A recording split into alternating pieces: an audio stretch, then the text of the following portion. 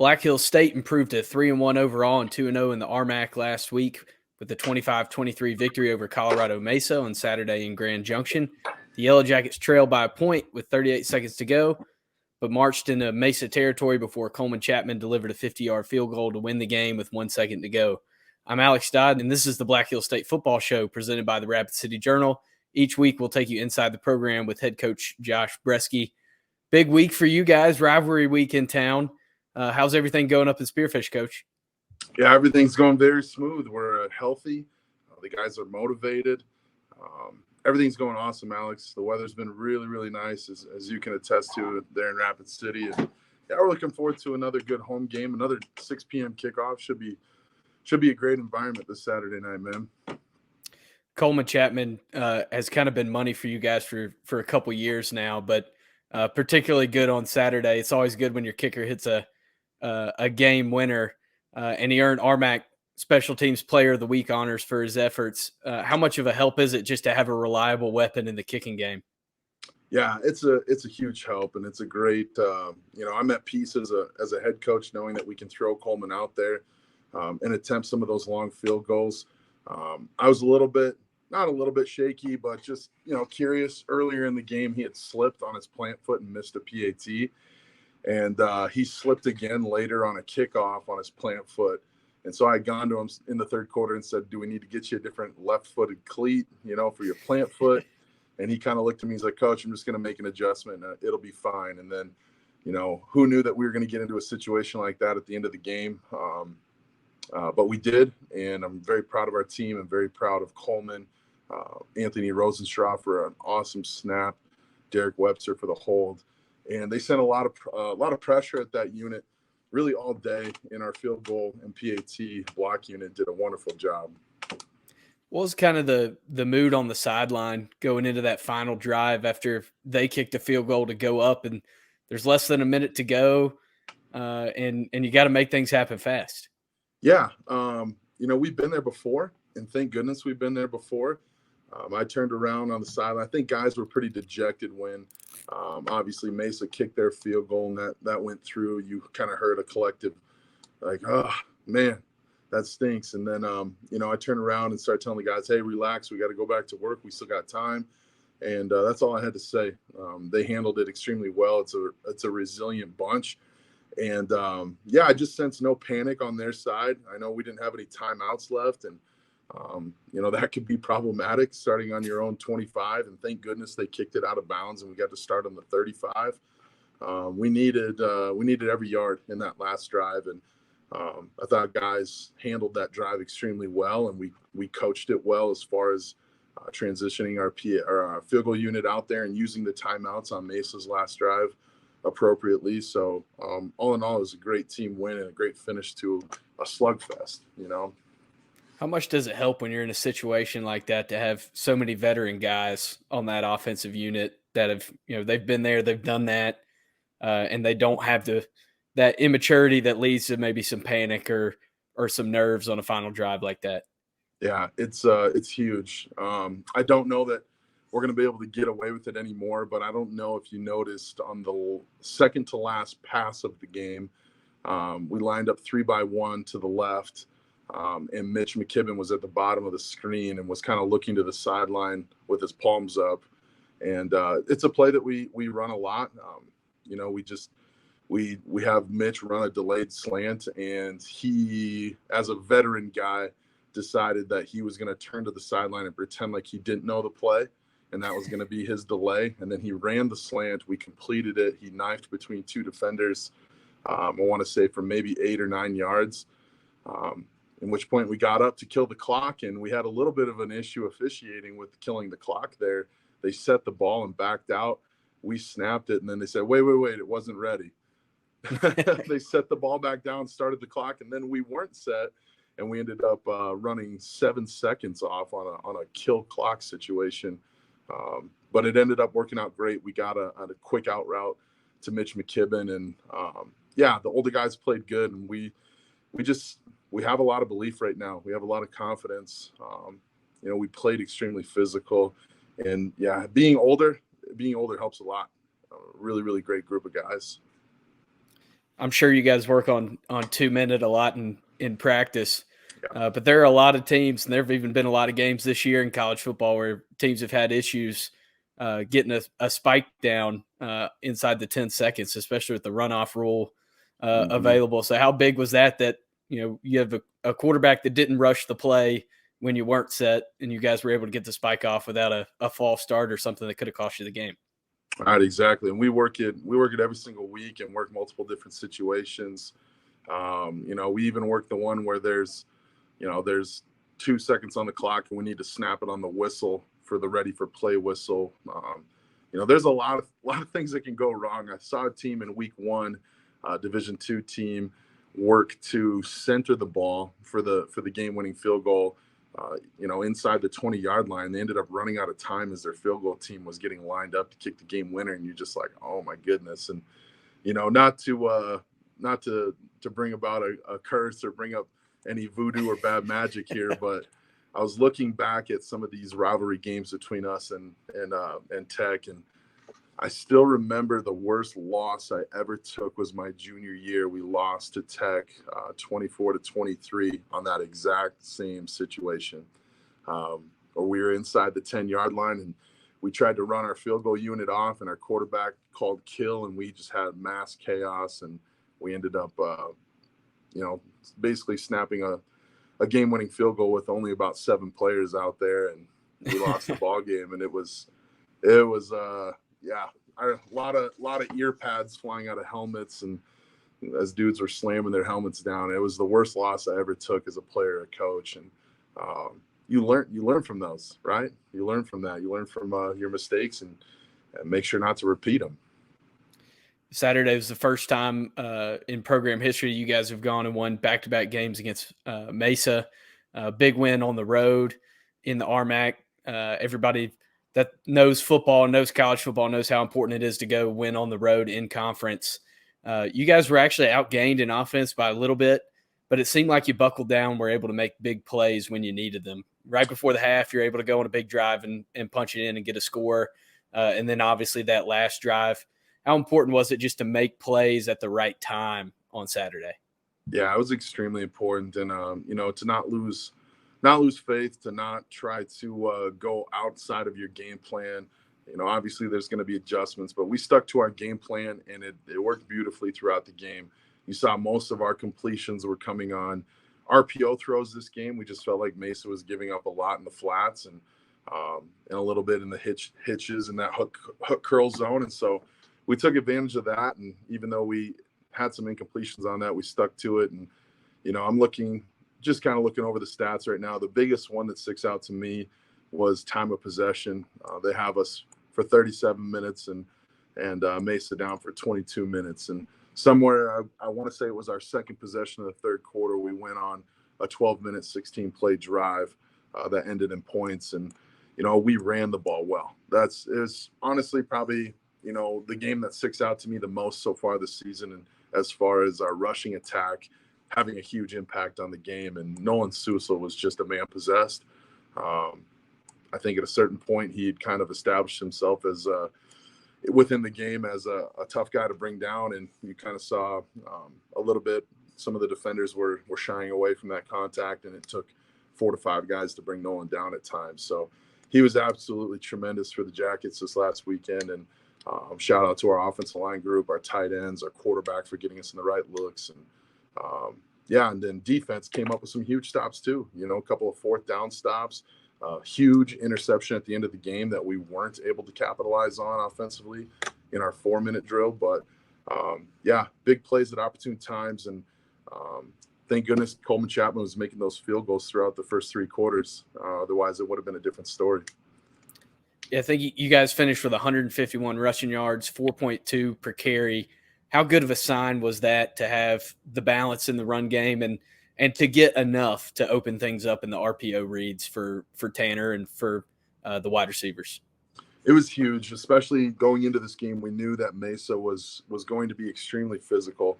I credit their defensive line. That was a position group going into the game that we thought we're down a little bit from last year's team, but those guys played great. They have no holes on defense. Their back end is great.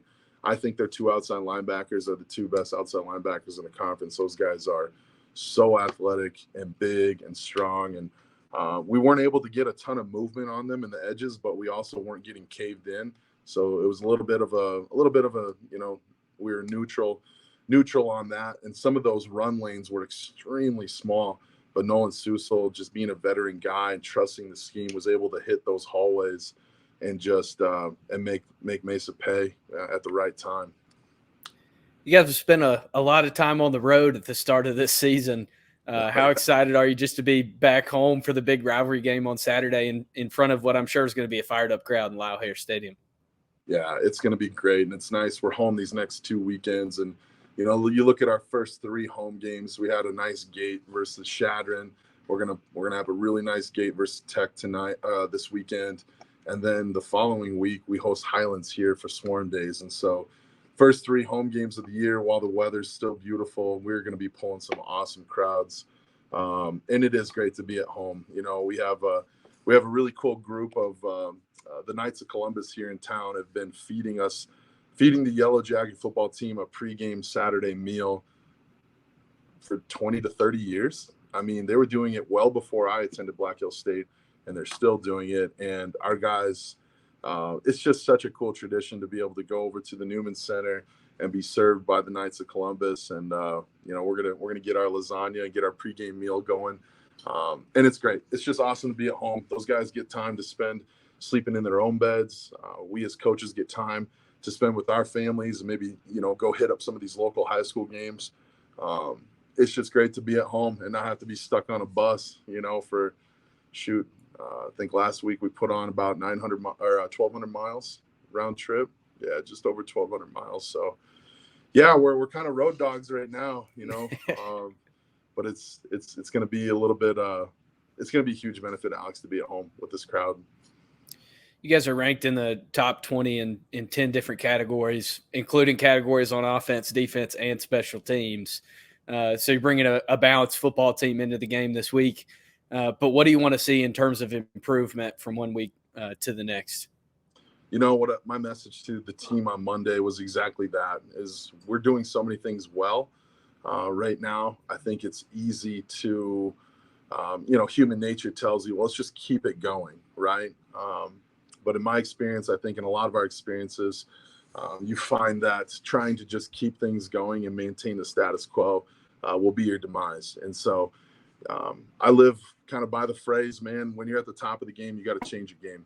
When yesterday's Roosters, today's Feather Duster, man, you have to change your game. You have to elevate your game every week. And so for us, our focus is just going to be on the details, the small things that we know matter, that, and we're just poking, continuing to poke holes and throw things against the wall and coach these guys hard. And if we see, a tight end not running his depth at the right, or his route at the right depth, you better believe it's going to get called out, because it matters. And it's great to be coaching a team that understands that those little things do count and that they matter and they're going to add up and they're going to contribute to success. But sometimes they're boring to do. Sometimes they're not cool to do, and they take a little extra. But our guys are mature enough to understand the details are what's going to put us over the top and continue to elevate our game. You guys step on the field Saturday. It's going to be the 138th meeting of the Black Hills Brawl. You've played in a few, coached in several. What does this rivalry mean to you? And do you wake up on a Sunday morning and there's just a little bit more juice for rivalry week? 100%. Yeah. I'm hoping to wake up this coming Sunday morning with my head held high, and that's it's such a cool rivalry. I didn't know much about it. Obviously, my first year at Black Hills as a player, as a redshirt, but you get thrust into it pretty darn quickly. And back when I was playing, we had the opportunity in the DAC-10 to be playing Tech twice a year, all the way, I believe, up to my senior year. I think we just played them once, if I recall correctly. But and we had that one loss my junior year, and that's the one that sticks with me even more than the wins.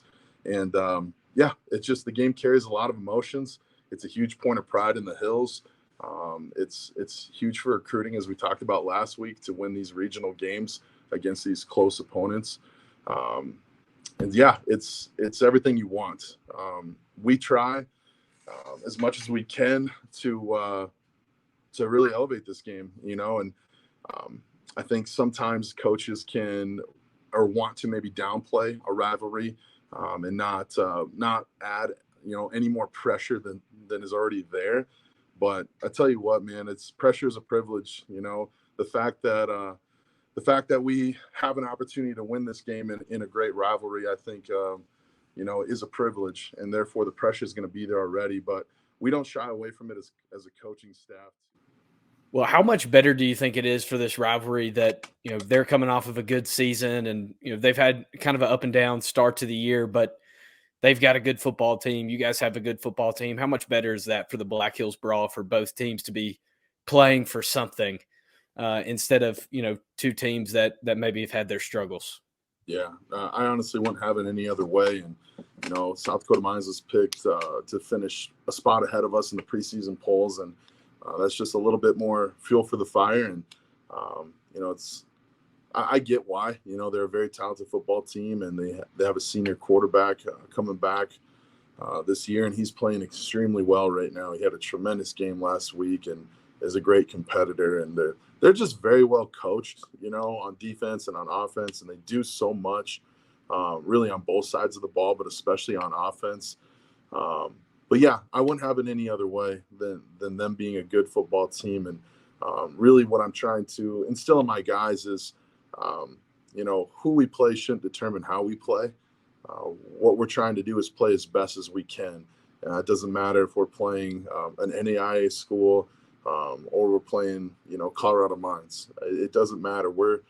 It's all about us. And that's the message that I share with my team every single day, especially on game days, is this contest, whoever we're playing, is more about us and our production and giving our best and executing at a high level, staying together, loving your teammate by being accountable for your job. And our guys have done a tremendous job of that. But I think, having Tech being ranked ahead of us and them statistically doing very well within the conference so far, it's only going to help us.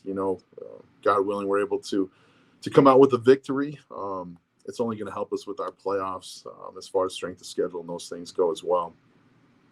Hard Rockers are 2-2 overall and 1-1 in the RMAC, coming off a 42-7 win at New Mexico Highlands last weekend.